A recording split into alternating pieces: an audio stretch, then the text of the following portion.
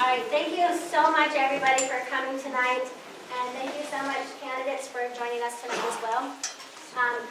Tonight is just an opportunity for the community of Boulder City to get to know the 3 mayoral candidates that are running for our election this year.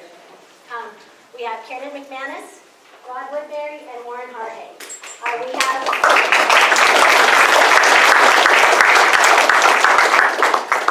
We have a format tonight. Each of the candidates are going to come up and speak for 30 minutes. We've given them 13 questions to answer during their time for the 30 minutes to answer the questions we've gotten through Facebook, email, and face-to-face communication with the little board that we have within BCCA. So the questions focus on growth, historic preservation, the Hoover Dam Gateway project. So some of the questions are being passed around if you haven't had a chance to take a look at them, and they will each be going through the answers that they've selected. The format of the evening again will be 30 minutes. Tracy in the back will be keeping time for the candidates. So she has 3 flags. The green flag, it will be a 2-minute warning. The yellow flag will be 1-minute warning. Red flag, you have 30 seconds to wrap it up. So we'll be keeping time for everybody. And we put your names here in a jar to select who will be going in what order. So who wants to be the magic picker? I'm just going to come right up here. You'll let me see. I'd like to be the magic picker. So number 1, you picked that too. Oh, sorry. There we go. This one will be good. All right, first up will be Karen McManus. Number 2.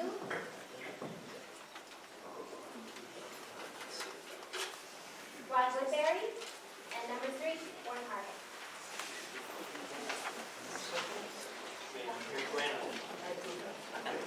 So once again, if you didn't hear that, it'll be Karen McManus speaking first, Rod Woodbury speaking second, and Warren Harhay speaking third.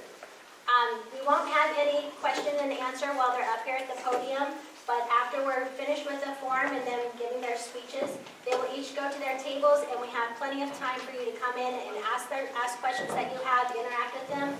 They all have materials to hand out, so please feel free to take that. And we just hope that you get as much information as you need from tonight. We will be also hosting a City Council candidate forum in 2 weeks. Monday night, 6:30 p.m. here in the room. We'll be doing a similar format with all of the City Council candidates. So please spread the word and join us for the Boulder City Council candidate forum in 2 weeks as well. And without further ado, we're going to go ahead and get started. Okay?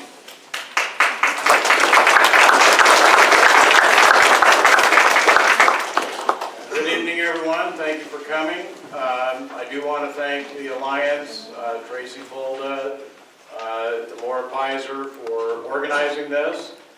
Also thanks to American Legion Post 31, Commander Glenn Fain at the back there for providing us with the opportunity to use the hall.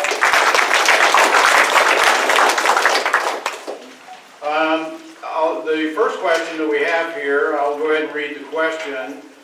If you received a $1 million grant for use for the city any way you wanted, what would you do with it and why?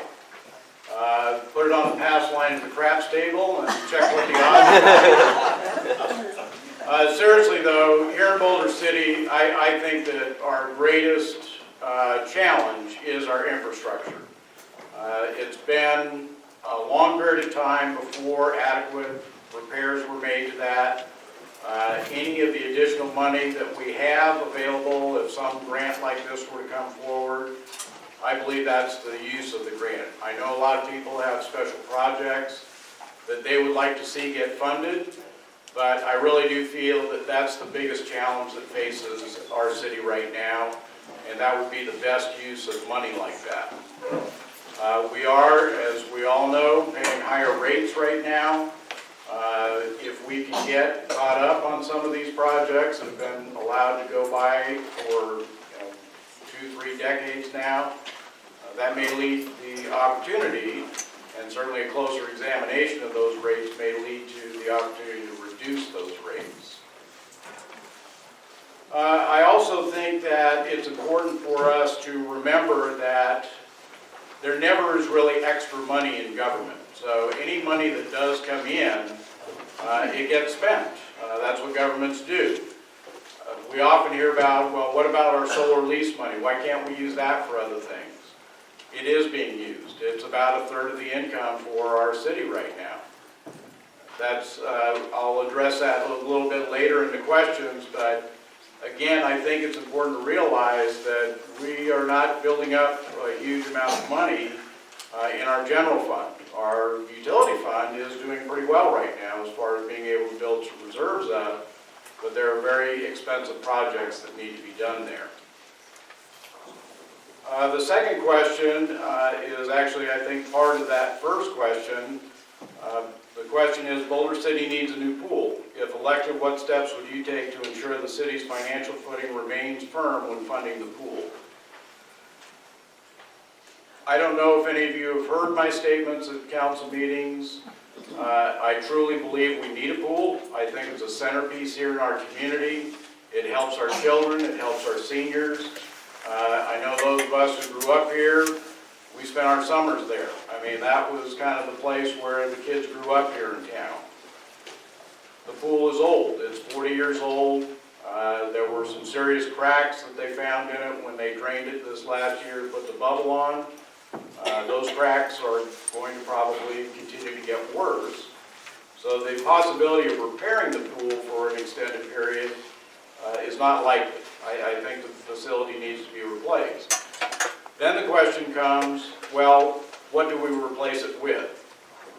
And again, in my opinion, what's happened with this project is it just got out of hand.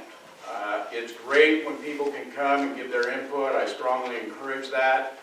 But when we have everyone coming and saying, well, I want this and I want that, and this and that each are costing $1 million each, we wind up with a very expensive project. And then as expensive as the project became, suddenly all kinds of additional amounts were placed onto that project. So now we're looking at a bond question for $40 million. That's very expensive for 16,000 people to contemplate. I do believe that we can get a pool that would be better than the one we have, but still at a much more reasonable cost. In looking into what other pools in Clark County have cost over the years, in the recent years, there are some very nice facilities that have been built for 25 to 30% of the cost of this pool. The other thing to keep in mind is when that pool complex was first built, things like the racquetball courts weren't there. They were added later when funds became available. So there is a possibility to add to a facility once it's been built without having to pay an enormous cost up front. So again, I'm very much in favor of replacing the current facility. I think we need to take a very close look at how much we can afford to pay and what amenities we actually need in a facility like that. I have taken the time to meet with the swim coaches. I understand what they're looking for. Even they have told me that some of the things that are built into that complex are not necessary for them to continue on with all the success. I believe we're now 5-time state champions in swimming. They think they can get by with a pool that's a little bit deeper, a little bit larger, seating for spectators, but some of the other things are probably not necessary, at least not right at this time. The third question. Community engagement plays a critical role addressing issues that impact the well-being of the community. Do you think city government notification and engagement systems are adequate? How do you plan to involve residents in the decision-making process in our city? Well, to answer the first part of the question, no, I don't feel that what we have currently is adequate. I do know that there are efforts underway that all of you are spending a lot of money right now. We've hired a communications manager, an assistant for her. We're in the process of redesigning the city website. So there are things that are being done to improve the level of communication that we have, but it's going to take a little time, and I hope that the product is going to be much better than what we've had. A problem that I've had with it, to be honest with you, is some of us council members don't seem to get the same treatment of being able to use those facilities that we do have, me being that council member. So that's unfortunate, but we'll try and work through that. I'm going to be looking into formulating a policy so that the access to these information channels is available to all council members. I think that's a necessary step for everyone. Part of the question is, how do you plan to involve residents in the decision-making process? Something that I do on a regular basis is to provide presentations, whether it be at the library. We've done a couple here on ballot questions. I feel it's important to collect as much information as possible and make that available to the residents here. Not everybody attends, of course, but we do have a small community here. We've had a weekly newspaper for a long time. But again, I would like to see our city website improved a great deal to allow that information to get out to the community. As far as using social media, that's not one of my fortes, I can assure you. Facebook is not exactly my favorite application on the computer. I will try and make a little better use of that, but I know the city has also been doing a better job of getting the information out through the different social media platforms. Number 4, do you think our historic downtown area is healthy and successful? If not, what would you do to change that? Well, I don't think it's a disaster. Certainly if you go and talk to some of the merchants, they've seen an impact from the opening of the I-11 bypass. I've heard from some of the restaurant owners that they're actually doing pretty well. Some of the others are saying they're off by maybe 10 to 20% on their business. We've all seen one of our fast food restaurants out on the highway, Burger King, is closed recently. So we are seeing an impact from the bypass, there's no question about that. But when I was uptown over this weekend during the Damn Short Film Festival, hey, couldn't find a parking space, right? Restaurants, stopped in for lunch at the Southwest Diner, had to wait for a table. So that's a good sign. You know, this is not a dying community, even with the I-11 bypass opening up. As far as what can be done to improve it, one of my focuses has always been historic preservation. And I don't do that just because I think, oh gee, that's swell and we should hold on to all these things. I think that's what makes Boulder City thrive as a destination. We have the ability to market one of the engineering wonders of the world. That's not going away. It's here to stay, I'm sure of that. Lake Mead, yeah, okay, we're seeing a little problem with that. We're not quite sure how that's going to handle.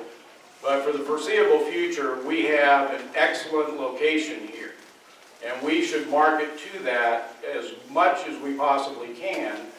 But what gets people to stay here in town instead of just taking a helicopter tour or going down and taking the tour at the dam is that they can then come here and see how this community contributed to the construction of Hoover Dam. That's an enormous asset that many communities do not have. What typically happens when a bypass opens is there's a rush to build out to that new interchange. That was looked at here. Incautiously, in my opinion, that was looked at here. The results of doing that are very clear. You kill your existing commercial district that much faster.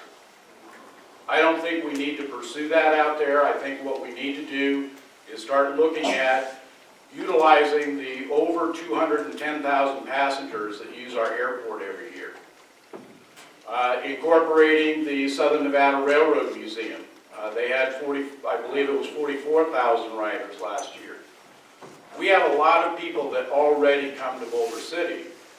And as far as our business community goes, I would like to see them start making a concerted effort to market this town as the home of Hoover Dam, which it has always been. Something that happened recently, or is going to happen, tomorrow night, is that Boulder City is going to qualify for what's called a certified local government. That CLG status is a nationally recognized status for communities that engage in historic preservation. If we can obtain that status, and it appears appears fairly clear that we do qualify for it, that's going to open up the ability to apply for state and national grants that will help us do this without a cost to the local taxpayers here in Boulder City. So again, preservation is an economic benefit, not just a cultural or feel-good type thing. It's something that benefits this community. Question number 5. What's more important to our city right now? Building new homes and commercial space, or rehabbing, expanding, or better utilizing our existing homes and storefronts? Well, this is Boulder City. We like our controlled growth, don't we? Now, we are experiencing some expansion right now, more expansion than we've had in at least 2 decades. But again, what we're also seeing, if you look at our commercial district, are businesses that may be going out of business or just deciding they don't want to be in business anymore, leaving an open building that is being taken over by another business, it's being rehabbed, it's being updated, and being a benefit to the community. So again, as we look at whether we should focus on what we have or look to give up what we have, I think the message has been fairly clear. This is a successful community. And it's successful because people like living here, like coming here. We have the small town qualities that people enjoy. So as far as my answer to that question, again, we've got some expansion going on. There's some other areas that I think are available. If we look at our old airport property, that's still within our general boundaries of the community. It's accessible for most of the people in town. There are a number of things we can do without seeing explosive growth here. Question number 6. Do you support our current growth ordinance? If not, what would you do to change it? Well, as I just mentioned, when we look at this community, we've now had that controlled growth ordinance in place for 40 years. I don't see this town having dried up and blown away.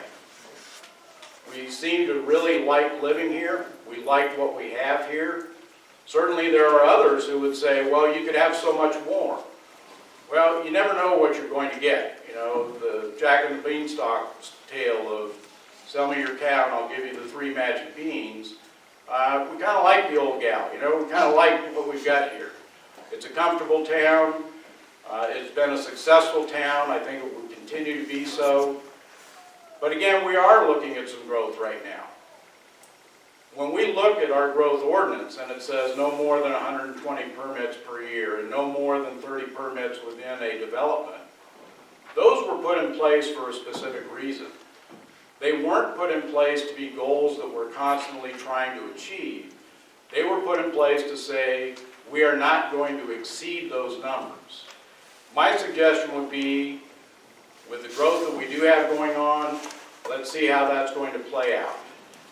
It's being done within our controlled growth ordinance. I think that some of that is going to be beneficial to our city. So let's relax here. We've got growth going on. We don't need to push that much further right now. We'll see how that works out. Question 7. Do you think we rely too heavily on our solar leases? Do you think we are prepared if those leases were ended in 5 years? Do we need a backup revenue? If so, what would that be? Well, I think, again, you can look at a city like Pittsburgh, Pennsylvania, and say, you know, what if you lost all your steel mills? What would you do? Well, they fell on hard times for quite a while. That's what happened in a place like that when you lose your primary industry. And I would like to point out that the primary industry here in Boulder City is energy production. Okay? Our largest employer by far in this town is the Bureau of Reclamation. There are over 500 employees working at the Bureau of Reclamation. They've been here just as long as this town has been here. Those are good, stable jobs. They are the backbone of our employment here in Boulder City. So when we look at what would happen without the solar leases, I mentioned earlier that they provide about 1/3 of our income. Well, just imagine what would happen to yourself if you lost 1/3 of your income. that would hurt. So to say, well, what should we do about that? How can we plan for that? One of the things that I've requested, and we'll see if that plays out this year during the budget process, is we need to treat those solar revenues as a separate account, where we budget from that account to specific projects or purposes so that we would know if those lease monies went away, what we would be losing or what we would have to try and cover for. Right now, 80% of all the money that comes from the revenues just gets mixed in. We kind of treat it all the same. So if you were to say, well, okay, we're going to take a third of that away, that would be very painful for us. So I think we can do a much better job of how we handle our accounting so that we know where that money is going. And we can better plan to say, this is what would happen if we lost those leases. I would keep in mind, though, as far as the possibility of losing the leases, California just passed a law that says they're going to be 100% renewable energy by 2050. The majority of the power that's produced from these solar fields goes to California. We're seeing 3 new projects come on board here in the city in the next few years, again, because of the drive for renewable energy. Here in Nevada, we're going to try and get to a much higher level than we have before. So in my opinion, we are in a growth industry. We are not in some kind of special boutique type of economic category. We're at the center of energy production.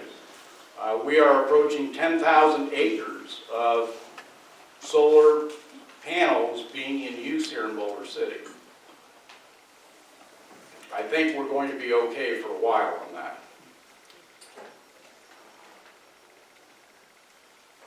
Question number 8. Share a time when you changed your vote purely because of public comment during the city council meeting. Yeah, I had to spend some time thinking about this question to see if I could recall where that had happened. And to be honest with you, I couldn't come up with a situation that I recalled where that did occur. I'm a very strong proponent of public comment. I think it's critical for the council to hear from members of our community, to know what is on your mind, what's important to you. I also know that a lot of the folks that do speak up have no problem letting me know what they think well before the council meetings. I don't have to wait for that. So as I was thinking, well, how may I change my mind? I usually get the input before the council meeting time arrives. So again, I can't think of one. I do listen very closely, but I also spend an awful lot of time doing my research and thinking through my decisions prior to the council meetings. Question number 9. Boarded up vacant properties have been an irritant for downtown residents and merchants for the past few years. Unaddressed blight threatens to corrode property values and the quality of life for residents and visitors. How do you propose to address the situation of underutilized properties in the historic downtown and Nevada Way hotel districts? Well, we do have laws already against blight. They're not being enforced, in my opinion. We have a situation where there is a particular property owner who has decided to board up buildings. This is being done right next door to successful businesses. So to say that, well, these businesses can't be utilized, Boulder City's dying, if you don't do certain things, then they're going to stay this way, that's not helpful to Boulder City in any means. And as I say, there are already laws on our books today that say you cannot maintain or you cannot keep a property in a blighted condition. So that's one avenue that can be pursued. Something else that I have tried, much of our commercial district is within the redevelopment agency.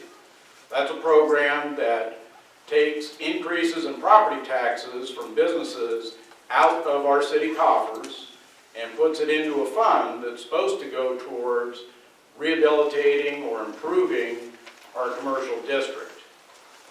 One of the suggestions I made soon after being elected was to do an appraisal on these boarded up buildings, so at least everyone would know if they were going to make an offer to purchase the properties, what a reasonable price would be. That was done at a redevelopment agency meeting. Our current mayor, at the last moment, put a condition on there with the owner's permission. Now, I don't know if you've ever done appraisals on properties, but they can be done without the owner's permission.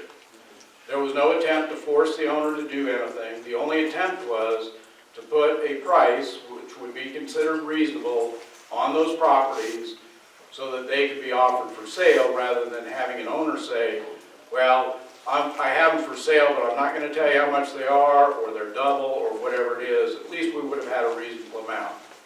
Well, of course, the owner refused. The buildings stay there boarded up. Again, there are actions, I think, that the city can take. We should be taking those.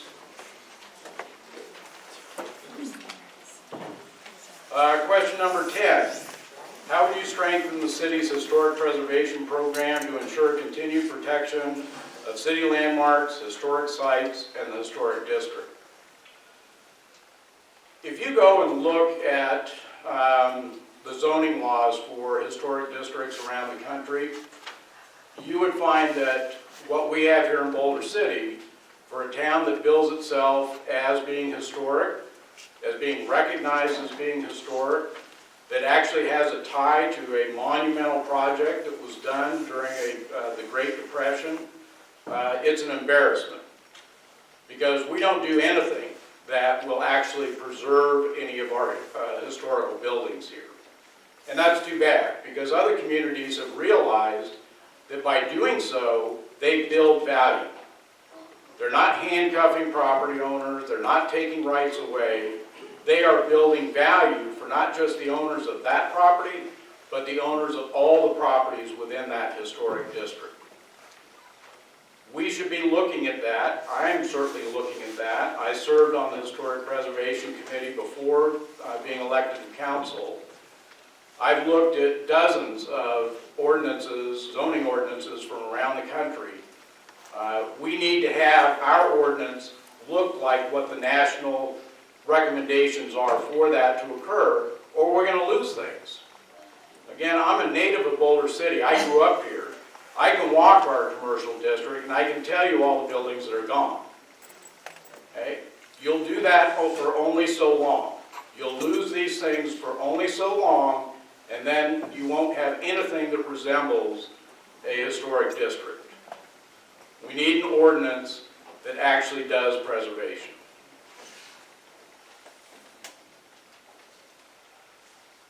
Question 11. The Boulder Dam Gateway project has been tabled. Do you agree with the current proposals as it stands? Why or why not? What do you think will be the future impact on our community should it go through? It does say Boulder Dam Gateway. I've heard Hoover Dam Gateway. I've heard the interchange. There's a number of things. We're talking about the area where the I-11 bypass intersects the Searchlight Highway.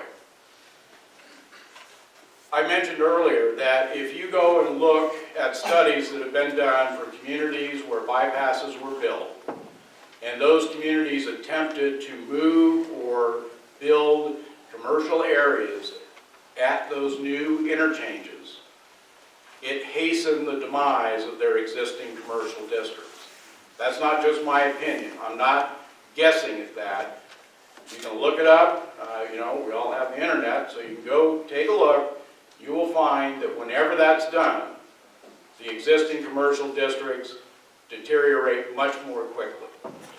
And again, when you look at our special circumstance here in Boulder City, our selling point for tourism is Hoover Dam. We can maintain that without the need to go further out from our existing city. That's why our master plan that was developed a couple of decades ago specifically calls for no leapfrog development. Leapfrog development is where you're trying to extend way beyond what your city footprint is. That's very expensive. You have to extend your utilities out. You have to do all that type of work to get that out there. And what starts to happen is rather than people coming to your existing areas, they go to the new area.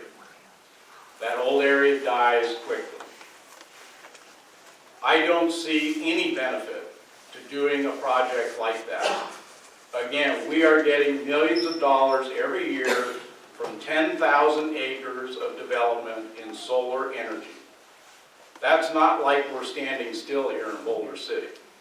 We have a very active industry in solar industry here, and it continues to grow.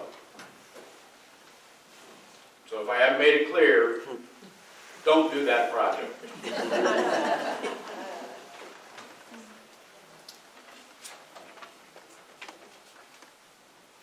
How am I doing on time, Tracy? I haven't seen a flag go up yet. Okay. Question 12. How do you feel the current city's financial status is? How would you plan to improve it? What options are there for increasing revenue streams for our financial success? One of the boards or committees that I sit on is the Nevada League of Cities. So once a year we get together. This past year, Mr. Harhay and I had the opportunity to go to Winnemucca for the convention. And you get the chance to talk to some of these folks. And when you say, hi, I'm from Boulder City, they go, oh. Not because they don't like Boulder City, it's because they envy Boulder City. They get that what we have here, nobody else has. We have an extremely low property tax base because of the revenues that come in from our solar leases. We aren't looked at as being somebody who needs a great deal of help, and I think that's apparent in our finances.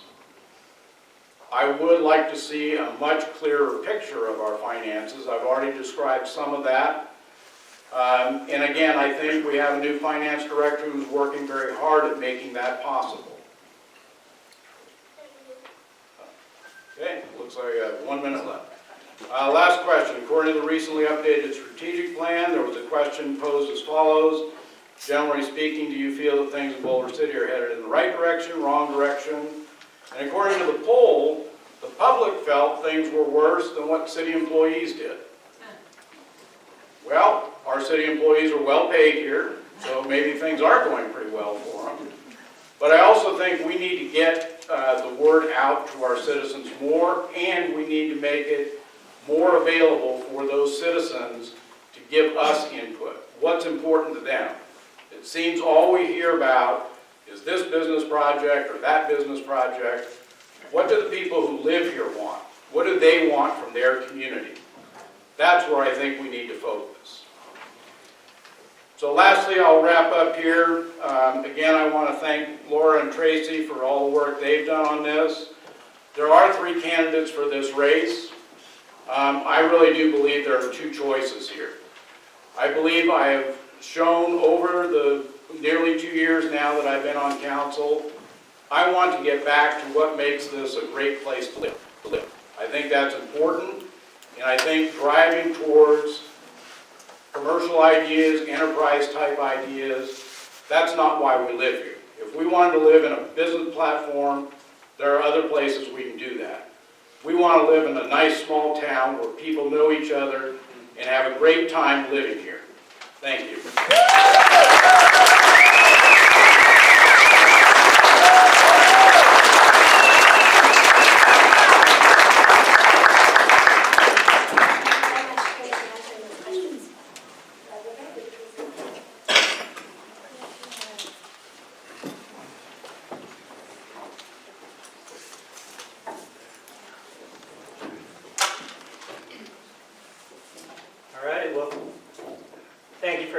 Tonight. It's an honor to be here, and appreciate the American Legion for hosting this, as well as the Community Alliance for sponsoring it. It's a great event, and it's always good when we get people out and engaged. That's what the political process is all about. We have, as Mr. McManus said, 13 questions here, lots of subparts. There's probably about 20 questions total with 30 minutes to do it. So really only about a minute and a half each. I'm just going to dive right in. I'm going to do it a little bit different than Mr. McManus did. I'm going to go out of order on the questions, and I'll say the number of the question as I'm going along. I want to just start off, though, by saying I have a lot different view of Boulder City than Mr. McManus. He said he wants to get back to what makes Boulder City great, but he spent the whole time telling you how great Boulder City is, how we're the envy of everywhere else, and how things are going well. And so I want to start out with question number 12. How do you feel the current city's financial status is? How would you plan to improve it? What options are there for increasing revenue streams for our financial success? In my opinion, Boulder City's finances have never been better than they are now. In the last 8 years since I've been on City Council, I've led the charge to make sure that we get our financial house in order and we stay in order. And here's a sampling of the things that we've accomplished under my leadership with the help of the other council members. Debt reduction. When I came on City Council in 2011, we had over $96 million in principal and interest in debt. And that was 5 different debts that we had. Since that time, now, today, fast forward to today, we're just under $36 million in debt. And we only have 1 debt left. So that means under the time that I've been on City Council, we reduced debt by over $60 million. And the principal of that remaining debt is $26 million, which means we have $10 million in interest, up to $10 million, $5 to $10 million, where we can find additional savings. And if we continue to be aggressive in paying down our debt as we have in the past, then we're going to get down to 0 rather quickly. We also have the lowest tax rates in southern Nevada by a long shot. Our residents are only assessed 26 cents per $100 of valuation. Mesquite is twice that much. Henderson and Las Vegas are 3 times that much. North Las Vegas is 4.5 times that much. Our tax rates are phenomenal. We have the lowest utility rates by a long shot in all of southern Nevada. The residents in Henderson, Las Vegas, and Clark County and North Las Vegas pay 1/3 more than we do in electricity. And their overall utility rates are still 10% to 25% greater than ours are. We've done 2 landfill expansions under my administration here. And while I was on the health district, including as the chairman for 2 terms, we expanded that in not only horizontally but vertically, such that when I started, we were seeing a landfill life that had only 10 years or less left on it. Now, even under conservative estimates, our landfill life is well over 100 years. That means we're saving millions of dollars every year because we don't have to ship our waste to Apex. And that's what we were threatening to do at that point when I first came on City Council. I was able to get $13 million to fund the Boulder City Parkway Complete Streets project from the RTC because of my position on the RTC. And that's going to be a great project to revitalize our business corridor and continue that revitalization that's already started. We now have solid plans in place, that not only annual plans, but 5 to 10 year plans that we didn't have for the most part when I came on City Council in 2011. I made it a point that there would be no more kicking the can. We're not just going to look out beyond the end of our nose. We're going to look out and plan and manage years out. And that's what we've done. We have a financial plan. The first one was right when I was coming on City Council. And we didn't have one for a few more years, but now we have one annually. We have a capital improvement plan. It's a rolling 5-year capital improvement plan that assesses our facilities, it assesses our infrastructure. And you're seeing that put into work as we repair and replace and revitalize those important city facilities. We have a strategic plan. We just got done with a 5-year strategic planning process where we came up with 5 priorities that we have: financial stewardship, investing in infrastructure, managing growth and development, promoting historic preservation, and sustaining our high levels of our public safety services. We also have an economic development plan. So these economic-related plans are in place to sustain what is the envy of all of Nevada for years to come. Our solar lease revenues, when I first came on City Council in 2011, were about $3 million a year. Now they're $10 million a year. So that's a great boon to our city and enabled us to weather some financial storms. And we are replacing the aging utility infrastructure. Yes, we need to continue to diversify our income streams, but we are healthy financially, and we're going to continue to be healthy financially. Question number 2, Boulder City needs a new pool. If elected, what steps would you take to ensure the city's financial footing remains firm when funding the pool? Well, the same steps that I just outlined for you. Continue those same steps. The pool's not going to change our financial planning and our financial health. There is a ballot question right now that's going to be on the June ballot as to whether the citizens want to approve up to $40 million to help fund that pool. And I'm not going to tell you how to vote on that. I shouldn't tell you how to vote on that. It depends on how much you want a facility like that. But I will tell you this, that my job is not to dictate to you what you want. We went through a year-long process to do that. And the citizens of Boulder City picked this middle ground aquatics facility that they want. It's pricey, for sure. The original estimates were $27 million, and with construction management and other costs, as well as construction costs continuing to rise, it could be up to $35 or $40 million. The only type of debt we're able to do to fund that would be general obligation bonds, and that usually has the T word associated with it, which is taxes.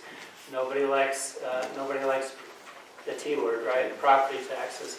However, we've been exploring it and determined that we don't necessarily have to raise property taxes. And I argued for 20 minutes in our council meeting a few weeks ago why it probably wasn't a good timing to go out for a bond issuance, especially we didn't want to politicize this in the middle of an election, and we needed to educate the voters a little bit more and tell them what their options are. But I was kind of overruled on that, and so we went out. There was a motion made. The ballot's out there now. Mr. Harvey is saying he wants to pull that back. Again, we shouldn't dictate to you what you want, but if you want it badly enough and you tell us you want it badly enough, I have a track record of going and finding the funds to do things in Boulder City, and I can assure you I'll do everything possible to find those funds, whether that's grant funds, whether that's private funds, whether that's using solar funds, which we have ample amounts of. I have a commitment to you that I will help find those funds. So if it's important enough to you to do it, we will find the funds to do it, and we will do it in ways that minimize the taxes. In fact, one question I asked the city manager last week was, is there a way for us to tell the voters that we will not raise property taxes, because the general obligation bond makes you put up property taxes as security, but it does not force you to raise property taxes. And so that question is being explored right now with bond council. It looks like preliminarily that might be a possibility. At least we can tell the voters we don't intend to raise property taxes, and we may even be able to definitively say we won't do that. But regardless, we shouldn't dictate on the pool what you want. We also have $5 million from our capital improvement fund that can go towards that. Question number 6. Do you support our current growth ordinance? If not, what would you do to change it? Short answer, yes, I support it. No, I wouldn't change it. The first thing that Mr. McManus said when he went out on his, when he announced that he was running, is he's running because of the massive growth in Boulder City. And I immediately looked down at my waistline and I said, I thought I was doing pretty good on my diet and my exercise regimen. I guess I'm more rotund than I thought I was. My wife hasn't told me anything yet, but then I realized he was talking about growth in Boulder City, or residential and commercial development. And then I became confused, because in Boulder City we have our controlled growth ordinance that says that we will not issue new allotments in the amount of more than 120 annually. The last year we issued 120 was 23 years ago, in 1995, 1996 construction year. Since 2008, 2009 construction year, here are the anemic numbers we've issued in terms of new allotments. 0 for 4 years running from 2008 through 2012. 3 out of the next 4 years were 3 allotments each, so a total of 9 over 3 years. The only anomaly in that period, in that 7-year period or that 8-year period, was in 2013-14 when there were 29 issued.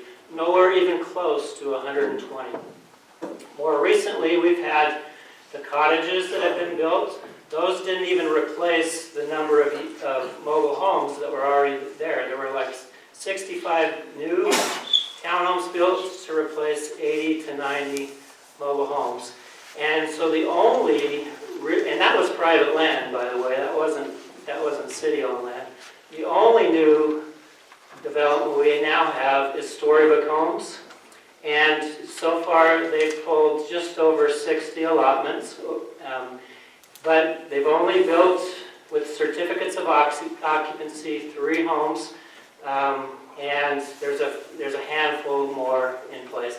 That project is going to take years to build out with additional allotments by the time, if they ever get to their 127. So massive growth. I am befuddled where that's coming from because we don't have massive growth in Boulder City, and that's not ever been my agenda. I don't know why we feel like we have to create these false narratives or create these straw men. That's not me. I love Boulder City. We all love Boulder City as a small town charm community. That's why we moved here. That's why we live here and want to stay here. And so this snail's pace of growth, obviously the controlled growth ordinance is working and it doesn't need to change. That's the answer to that question. Number 5, what's more important for our city right now? Building new homes and commercial space, or rehabbing, expanding, or better utilizing our existing homes and storefronts? Well, obviously, taking care of our existing is always got to be priority number 1. We take care of our own first. So business retention, storefront and residential rehabilitation, helping existing businesses expand has to be our top priority. That's especially true with the impacts of I-11, even though they haven't been as great as some people speculated they might be. It's important that we do that. But it's not an either-or choice.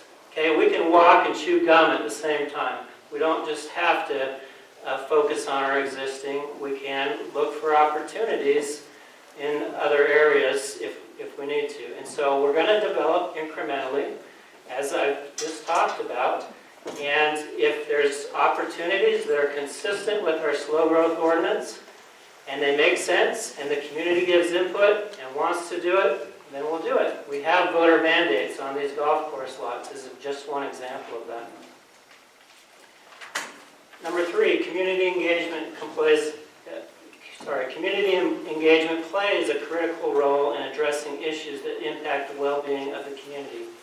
Do you think city government notification and engagement systems are adequate? How do you plan to involve residents in the decision-making process in our city? Well, no, they're never adequate. They never will be. It's the toughest task we have as public officials, as a municipality, is to get the word out to make sure citizens are engaged, that they're well informed.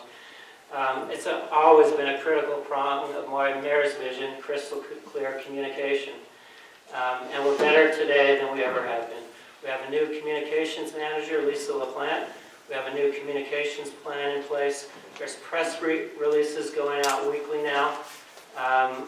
There's Facebook posts doing the same thing. We've created a new Twitter account. There's a new news page on our website where you can find all the news and news releases.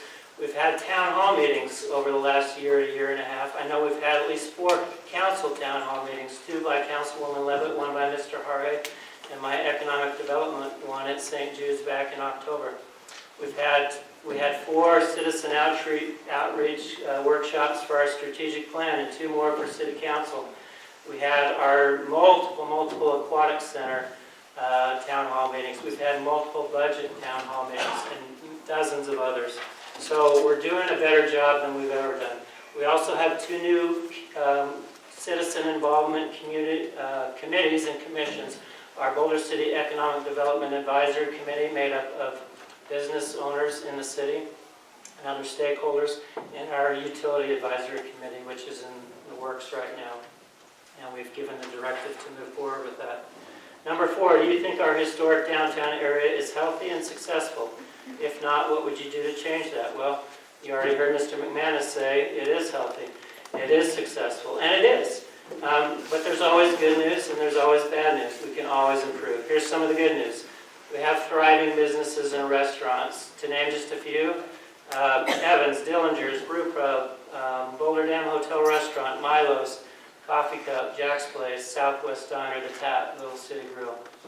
Our Boulder Dam Hotel is the historic gem and the cultural and social hub of our community. That is a success that was in historic preservation, that was done almost exclusively through nonprofits, dozens of volunteer hours, and lots of private money supported with some public funding as well. We have beautiful renovated businesses, retail shops, and social centers downtown, just to name a few: Desert Sun Realty, Grandma Daisy's, The Forge, and Tile and Design that got my recent revitalization award. We have some 50s motels that appear to be in good shape, such as the Sands, El Rancho Motel, Best Western, and we also have good citizens who have donated labor and time to renovate the roof, for instance, and the fascia of the Boulder Dam Hotel and our old water filtration plant. So there is, bad news as well. There's struggling buildings. We have the boarded up Scratch House in the Browder building, and we do have some rundown motels. I'll have more to say on that later if I have time to get to it. But with respect to those boarded up buildings, let me move on to question number 9, which is: boarded up vacant properties have been an irritant for downtown residents and merchants for the past few years. Unaddressed blight threatens to corrode property values and the quality of life for residents and visitors. How do you propose to address the situation of underutilized properties in the historic downtown and Nevada Way hotel districts? Well, I can tell you some things I've done personally. I've met with the owner of those, Charles Lawson, at least 3 times, maybe 4, over the past year and a half. I invited Mr. McManus along to one of those. I invited our city manager along to the most recent one. I can tell you that he still harbors some ill will from some things that were said by citizens in relation to what he thought he was doing a good thing. That may not be a good enough justification. He hasn't committed to anything, but I can tell you this, that I think that in our meetings, we've built some relationships of trust back up, and there's enough common ground there that we can have some win-win scenarios in the future. I'll personally continue to foster that relationship going forward. I know our city manager will as well. I've also had numerous meetings with individuals interested in purchasing the property and those properties and renovating them. These are unique properties. They're challenging properties because they are privately owned. But just like we did with Medilac and finding Medilac to take over the Vaughn's property that was boarded up, I'm supremely confident that we'll do the same with those given time. In the meantime, what should we do? Well, we should probably toughen the definition of blight. If it's not strong enough, maybe it does need just more enforcement. But if it's not strong enough, let's tighten that up. Let's incentivize businesses to do better. Let's give them the carrot, not hit them just with the stick.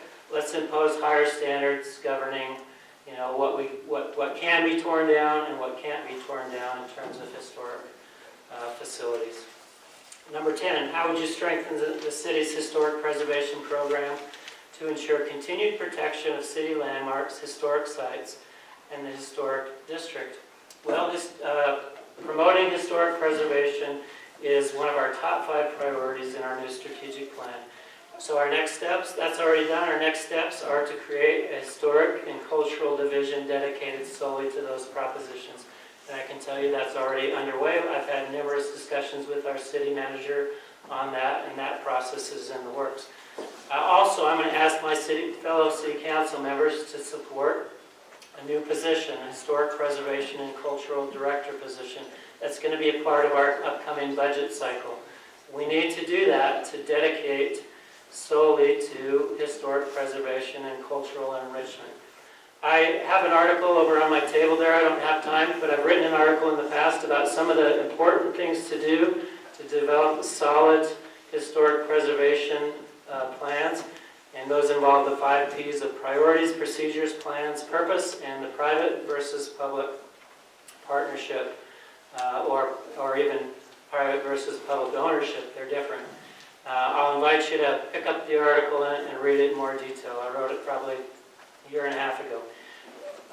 We also need to get SHPO involved, the State Historic Preservation Office, to help us with these 5 Ps, and so that we can move forward with it. A good rule of thumb that we need to always keep in mind is that incentives, the carrots, are almost always better than the punitive mandates to stick. And we always need to balance private property rights with public interest.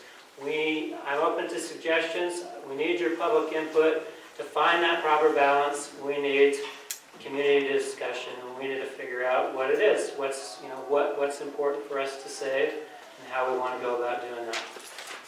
Number 11, the Boulder Dam Gateway project has only been tabled. Do you agree with the current proposal as it stands? Why or why not? What do you think will be the future impact on our community should it go through? Well, when I read that, it's only been tabled, I thought of the old Monty Python Holy Grail scene about bringing out your dead. And I don't know if you guys remember that, but you had this cart coming down in the medieval times with a guy beating his wooden spoon on the triangle saying, "Bring out your dead, bring out your dead." And it's in this squalor, the mud, people are wrestling in the muck. The lady hits the cat with a stick, and it's a mucky place. And they bring out their relatives and put them in this cart.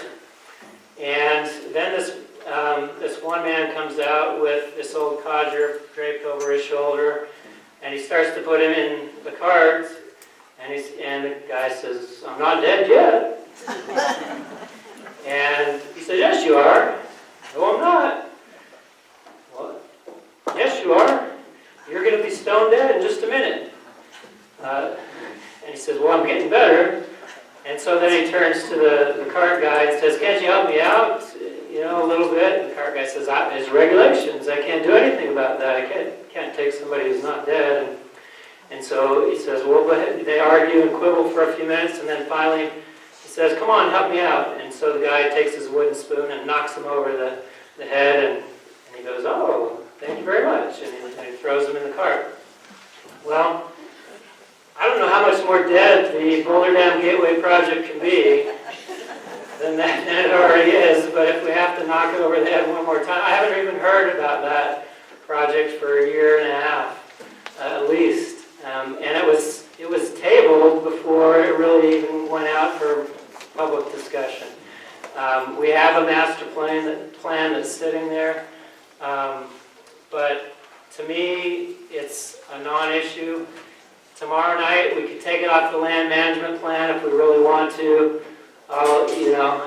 Maybe that makes it deader than it already is. It really is a dead project. If it were ever to come back in any way, shape, or form at that location or another location, it would have to go through a complete public vetting process, and we would not only have to, but want to get public input on that, where the appropriate location would be, what the proper uses would be, whether they were competing or non-competing uses, and things like that. So it's just a non-issue to me. I don't even know why that question was on there, to be quite frank.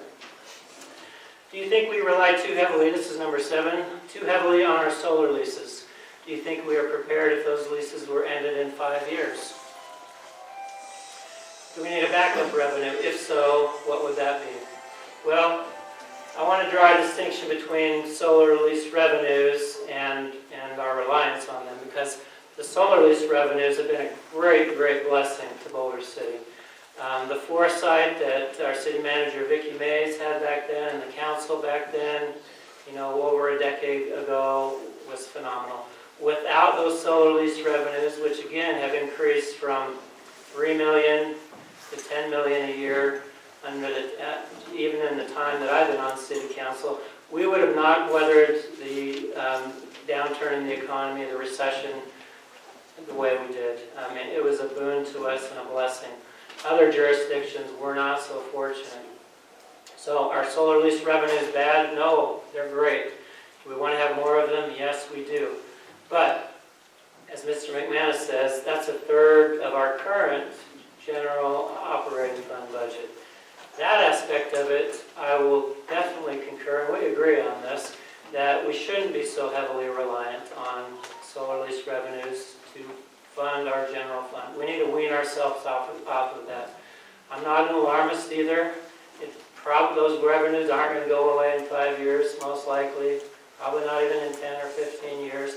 But you never know, right? And so you want to plan ahead, you want to be prepared. And so let's start weaning ourselves off of those, putting those funds towards other specific things. If they go towards historic preservation or a new aquatic center or to infrastructure, then that begs the question, what funds do you find to replace them with, right? And that's something we would have to figure out. I can tell you some ideas. I definitely will tell you I would not and even consider increasing taxes to do that. That's not something we should consider, but we should find ways to strengthen our tax base. And we do that by incentivizing and helping businesses and residents and industries. So here's what we've done so far. We have a new economic development coordinator. We have a new economic development advisory committee made up of local business leaders. We have a new capital improvement project coordinator. We have a new utilities director. We're gearing up for our new utilities advisory committee. We're doing our first ever retail vacancy inventory to give us metrics and analytics to analyze how we can better help our retail businesses. The Boulder City Complete Streets project will again revitalize that western half of our business corridor. We've streamlined our business license application and inspection processes, and we're continuing to fulfill one of my mayor's visions, which is to be more business friendly and more customer conscious. What does that mean, Green? 2 minutes. All right. All right,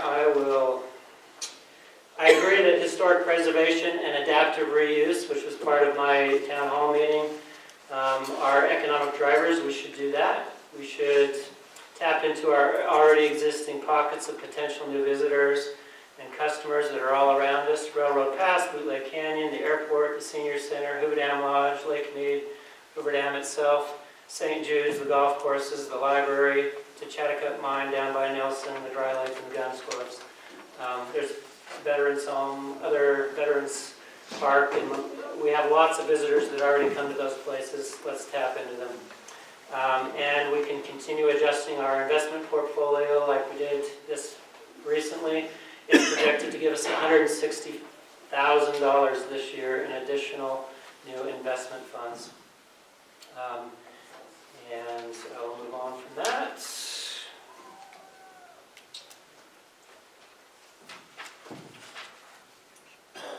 If you received $1 million, 1 minute, $1 million in grants, what would you use it for? Well, $1 million doesn't go very far these days. That's about $60 per resident, $200 per household. Lots of possibilities. Aquatic center wouldn't make much of a dent. Debt reduction wouldn't make much of a dent. Utility rebates, again, that's not very much per household or individual. Historic preservation would make a bigger dent.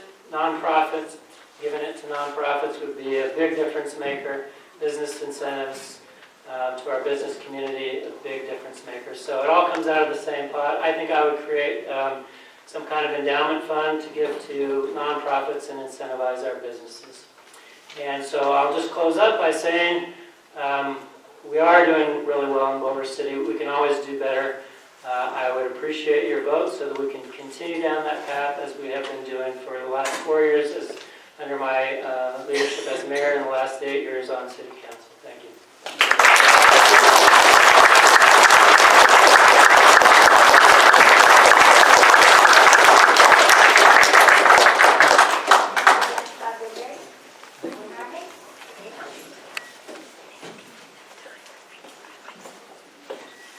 First,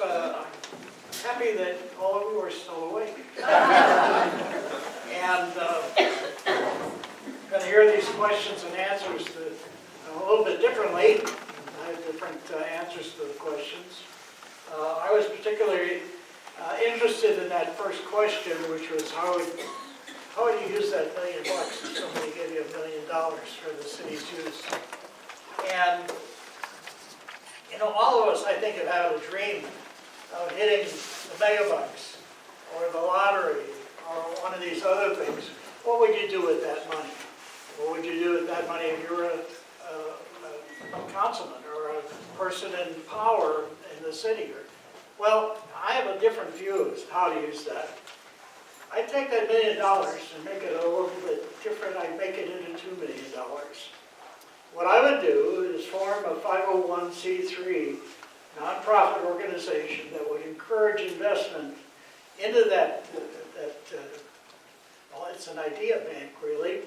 And with that money, we could then loan at low interest rates funds for people, for example, that have to want to clean up the exterior of their homes in the historic district or want to do the lawns, but because of their income or their age, they can't get a conventional loan.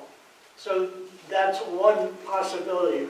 It's a thing called P2P banking, micro banking, although in our case it would be BC2P banking.